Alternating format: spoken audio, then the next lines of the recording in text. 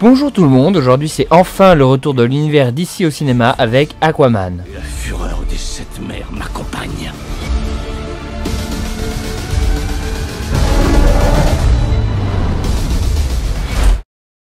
La maison d'édition DC Comics s'est depuis toujours spécialisée par la création de personnages surpuissants et emblématiques.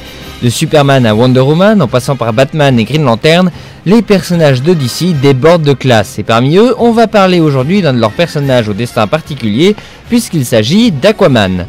Aquaman a depuis toujours, et ce depuis sa création dans les années 40, essuyé de nombreuses critiques et moqueries. Mais en même temps, faut avouer que c'est drôle de se moquer d'Aquaman. Sous l'océan. Alors comme ça, tu causes aux poissons. Tu causes aux poissons. Voilà. Mais au fil des années, Aquaman a gagné en popularité pour devenir ce super-héros badass, roi des sept mers, que nous connaissons tous. Et quand l'univers cinématographique d'ici s'est mis en marche, il est devenu évident qu'Aquaman en ferait partie. Dès le début, on a senti que DC voulait se départir de l'image de beau blond premier de la classe en pyjama orange des comics, en castant Jason Momoa, la grosse brute de Game of Thrones. Donc, après une sympathique mais trop rapide introduction dans Justice League, Aquaman a le droit cette année à son film solo. Et ce film est une putain de gigatuerie de compète, un spectacle démesuré dans tous les sens, riche et généreux, une turbo-claque visuelle comme on n'en avait pas eu depuis... pas si longtemps que ça en fait. Le film est réalisé par James Wan, un des meilleurs réalisateurs de ces dernières années, qui a réussi l'exploit de ne réaliser aucun mauvais film. Sérieux, même Fast and Furious 7, il est bien. Le gars a réussi à faire un bon film Fast and Furious, vous vous rendez compte du talent du mec ? Et donc, après avoir marqué durablement le monde du cinéma d'horreur, c'est à l'industrie du blockbuster super-héroïque que James Wan apporte sa patte. Car après un Justice League assez lisse, ça fait quand même plaisir de revoir un film d'ici avec une vraie réalisation. James Wan s'amuse avec sa caméra, il la déplace de manière virtuose à travers ses décors, passe à travers l'action, change de point de vue, et tente plusieurs plans séquences à travers le film, technique à laquelle il était déjà habitué et que personnellement j'adore. Un plan séquence comme celui de Death Sentence ou celui qui ouvre Fast and Furious 7, c'est juste un bonheur à regarder. Le film a de la gueule, les images sont belles, vraiment très belles, principalement grâce à l'univers ultra riche que le réalisateur explore à fond. Il a toute une histoire derrière ce monde aquatique qui lui donne un fond et de la réalité.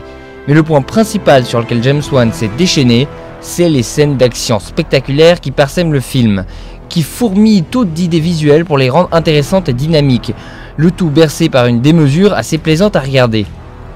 Un autre point où James Wan nous montre encore une fois son talent, c'est dans la connexion qu'il arrive à établir avec les personnages, qui semblent tous réels et sont attachants, à commencer par Aquaman. La première chose qui choque, c'est qu'on est bien loin de la version sombre de vieux dieu de la mer bourru que Snyder semblait vouloir instaurer. Ici, Wan le fait évoluer du personnage qu'on a rencontré dans Justice League au roi de l'Atlantide, donc symboliquement plus proche des comics, avec le retour du fameux costume orange et d'un relatif ridicule totalement assumé par le film, qui va à fond dans le délire du super-héros qui parle aux poissons. Mera, personnage principal féminin joué par Amber Heard, sur laquelle je n'ai pas grand chose à dire, elle est bien jouée, bien écrite, elle a son utilité tout au long du film, bref, perso suivant.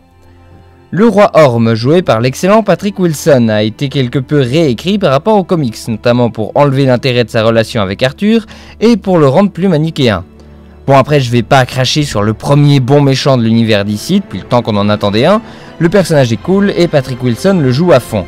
Par contre, j'avais été quelque peu déçu face aux premières bandes annonces de ne pas le voir dans son splendide costume des comics. Mais au final, il le porte dans le film, donc c'est cool. Vulko est l'autre personnage à avoir été assez réécrit, pas en bien. Il n'est plus un traître, il n'est plus en exil, et à part comme figure paternelle d'arrière-plan, il n'a plus aucune utilité au récit. Les quelques conseils qu'il donne à Arthur durant l'histoire principale auraient très bien pu être donnés par Mera. Pour finir, Black Manta, et là désolé, mais pour en parler, je vais devoir spoiler. Le personnage est bon, mais il a un gros problème d'utilité dans le film. Il a tout d'abord une première scène vers le début où on le présente, lui et ses motivations. Ensuite 2 scènes où il se prépare, une énorme poursuite avec Aquaman, puis il se fait dégager comme un malpropre pour ne plus revenir du tout. Jusqu'à la scène post-générique, qui prépare la suite. Le personnage est très bon, mais on est totalement au niveau 0 de l'utilité, que j'arrive pas à le compter comme méchant du film. Alors d'accord, il aura plus d'importance dans la suite, mais ça reste de la préparation assez bourrine et maladroite. Pour passer vite fait par la musique, ça s'écoute sans problème et fait bien l'affaire, mais manque peut-être parfois d'ampleur. Je suis toujours assez nostalgique d'Hans Zimmer.